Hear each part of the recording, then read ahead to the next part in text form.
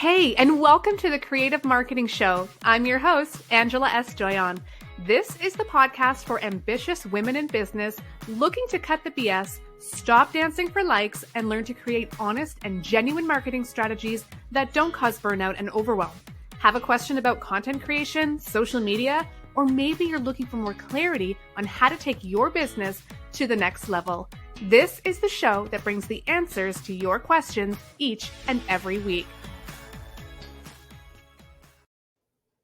Hey everyone, welcome back to the Creative Marketing Show. I am your host, Angela, and I want to talk today about productivity and eliminating distractions because we all want to keep momentum going while we're growing our businesses.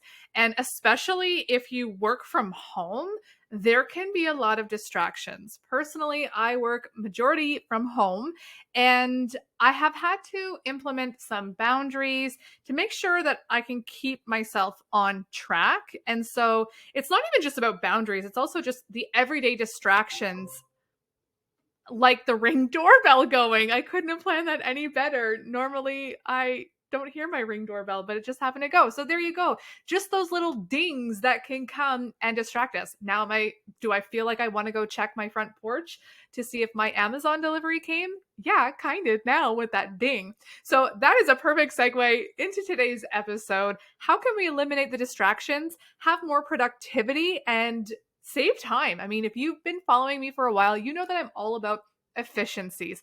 I don't like to waste time.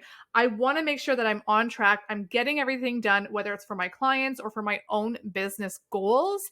And so here are some ways that you can do that, where you can eliminate some of the distractions. So let's dive into today's episode. So to start, we need to understand the effects of the distractions on our productivity. Right away, as soon as we get distracted, we get pulled out of that creative zone. So if you've ever been like designing something or you're writing and you're in that headspace, it would be like me recording this podcast. And then if something distracts me and I hit pause, for me to leave this space and this zone that I'm in right now is kind of harmful because I can't get that groove back. So it is really important to eliminate what we can and to understand, like, it's serious. It really does pull our attention away and we can lose that creative flow and that momentum.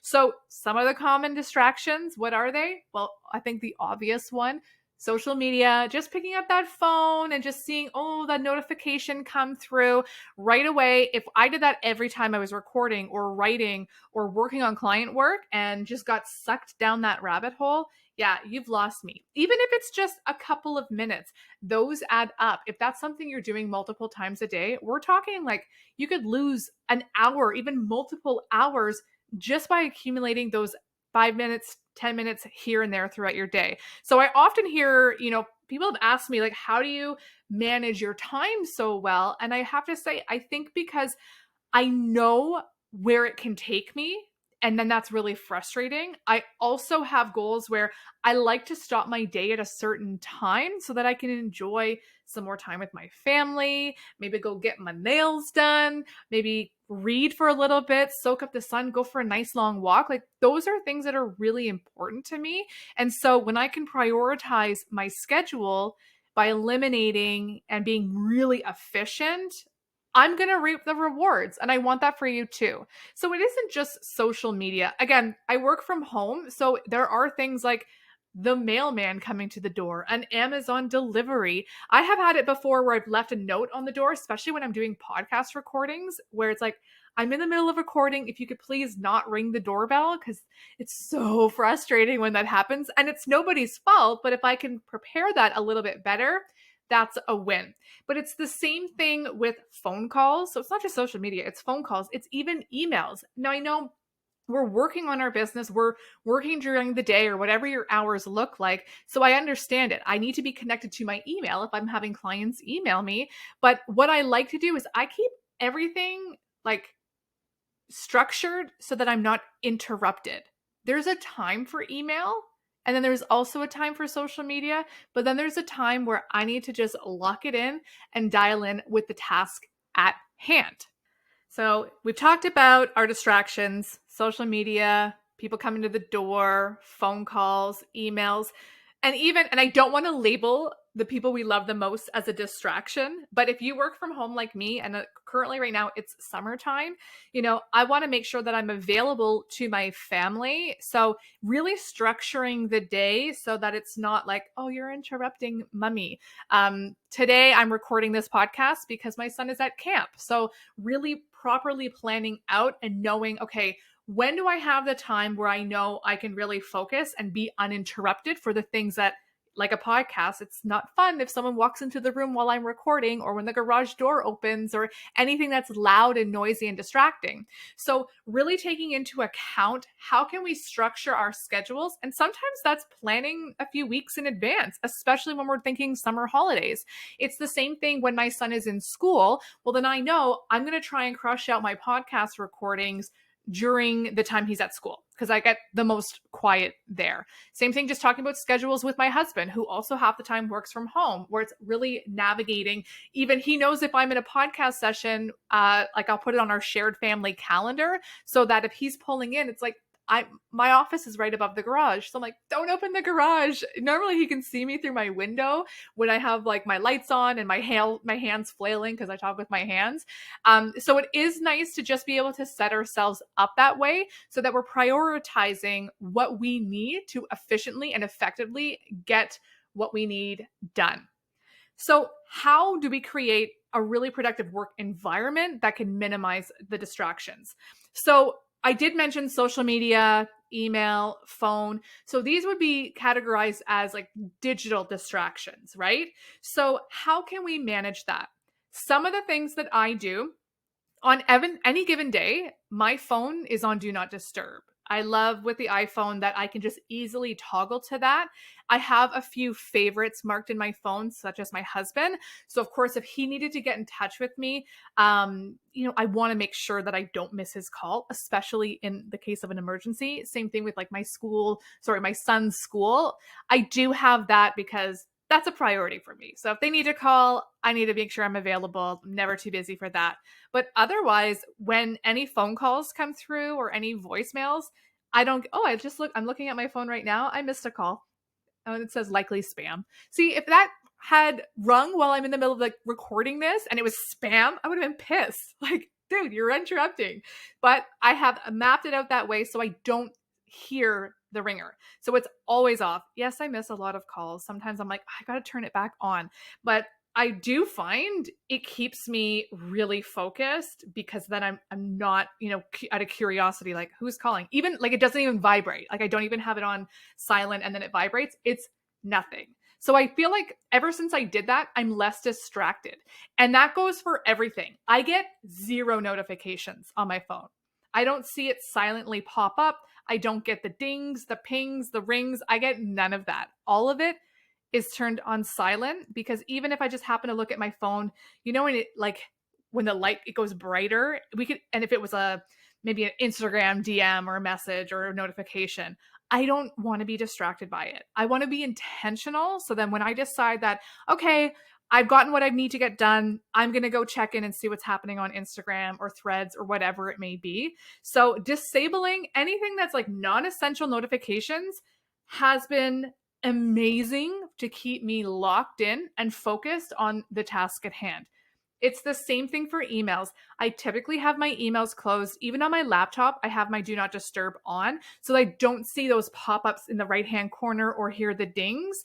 It's like basically running my business manually. I manually need to open up my inbox. And in terms of my actual schedule, I usually schedule this time. I usually schedule to check my email 3 times a day. Morning, midday, and usually before I kind of wrap things up. So I'm never just always in my inbox, because it's so easy to go down that rabbit hole. And it's the worst when you've got your to-do list and you're trying to like check everything off. Maybe it's recording a video, maybe it's writing sales copy, maybe it's batching out content, whatever it is for your business.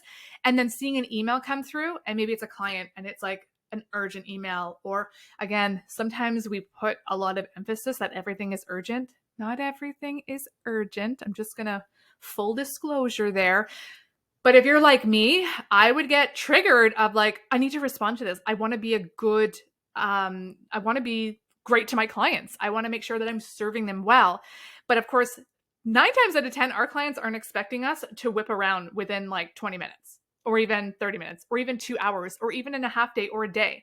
I think developing and understanding what your turnaround time is and setting those clear boundaries and that communication, especially if you're dealing with clients, that's going to help you alleviate when those messages do come in, knowing they know my lead time is usually 24 hours, 48 hours to respond during business hours. Setting those expectations, I find, can help eliminate the distractions because we don't have that pressure to constantly always be like on the ball.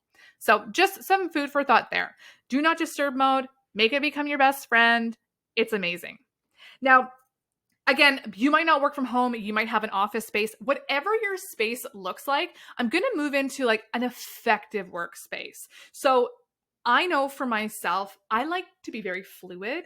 I am currently recording this in my office. I do all of my podcast recordings in the office. I also record video for YouTube. So, I've got my lights on. I have my mic in place. I have my comfortable chair. Like, I've really set the stage. So when I'm here, I'm really in my podcast zone. I'm not trying to like rework my mic. I have recorded in other spaces in my home before. Usually in the winter, I like to work in my living room a lot because it's really comfy and cozy. And so I just, take into account your actual workspace.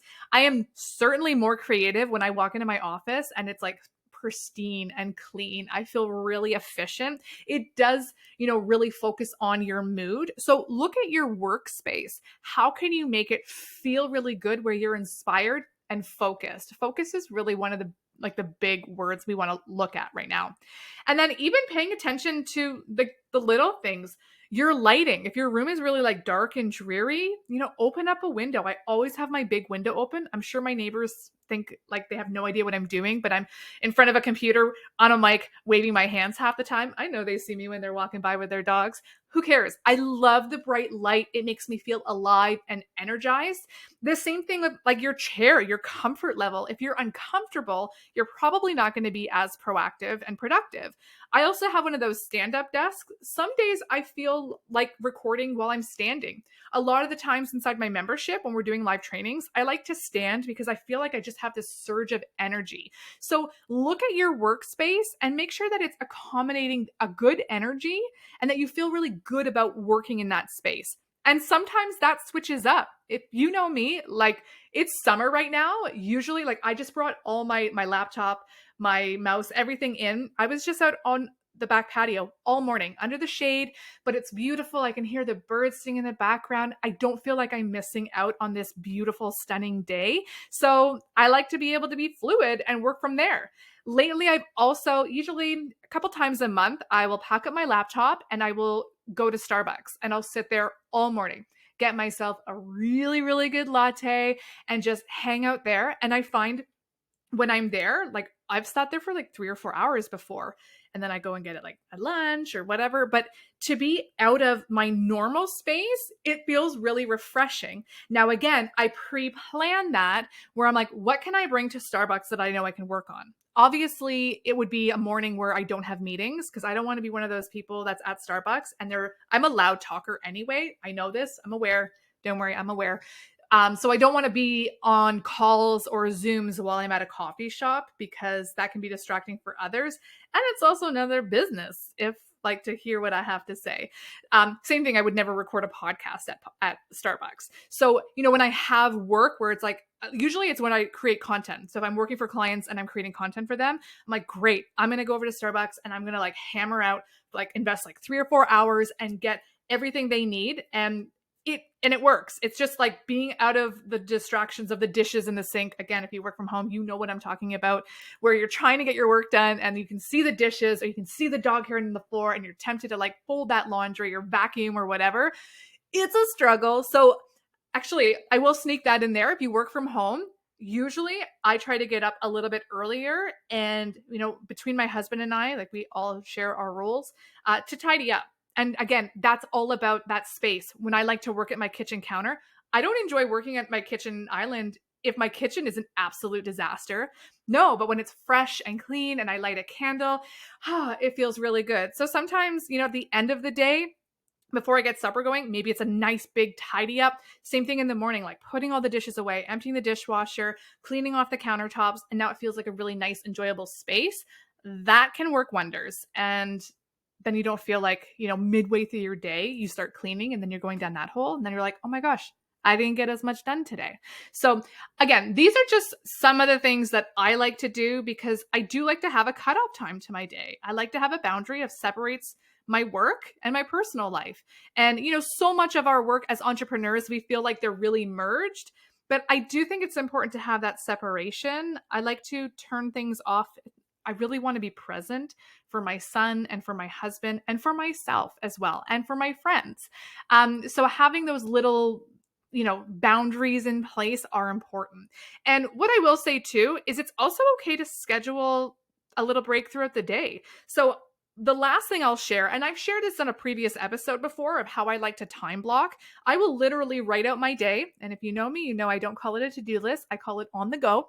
And I just write out everything that I have on the go. Now there's the giant on the go list, where it's like the things that you've been dreaming about or you're going to get to, like your taxes, stuff like that. The things that are always there.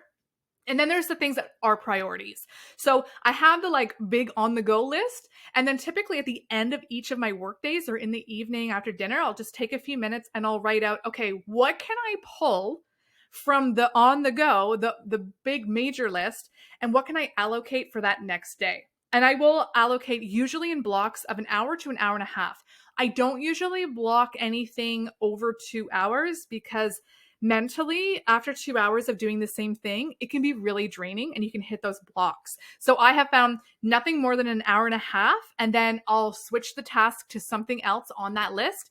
And then if I need to go back to the thing I was working on, well, then I'll set another hour and a half, maybe later in the afternoon. And that's just enough to kind of peak that inspiration back again. So blocking off those times have been really helpful. So I've actually got my list in front of me here.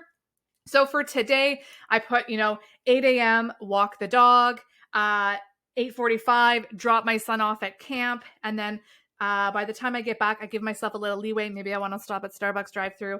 At 9:30, okay, create 9 posts for certain client. So I'll work on that. And I have that from 9:30 to 11. So again, an hour and a half.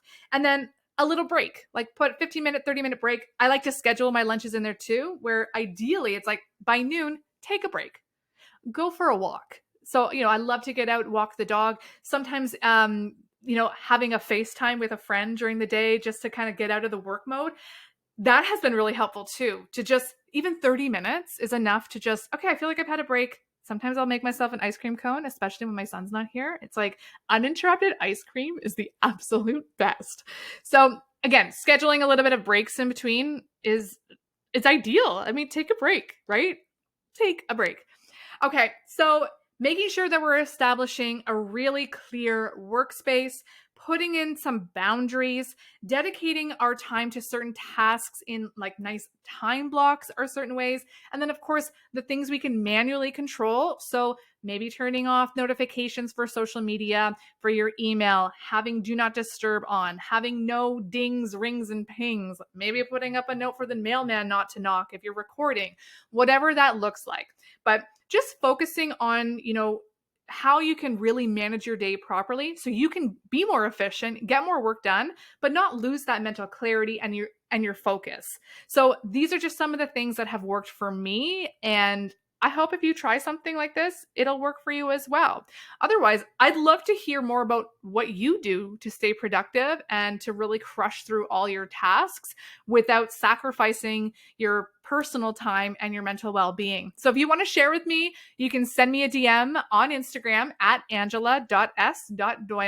Or if you'd like to leave a rating and review for the show, I would love to hear that on on Apple Podcasts. You can leave a rating and review. It helps me grow the show, and I genuinely want to know what you think. And if you don't listen on Apple Podcasts, you can send your review right through my DMs. I would love to hear from you.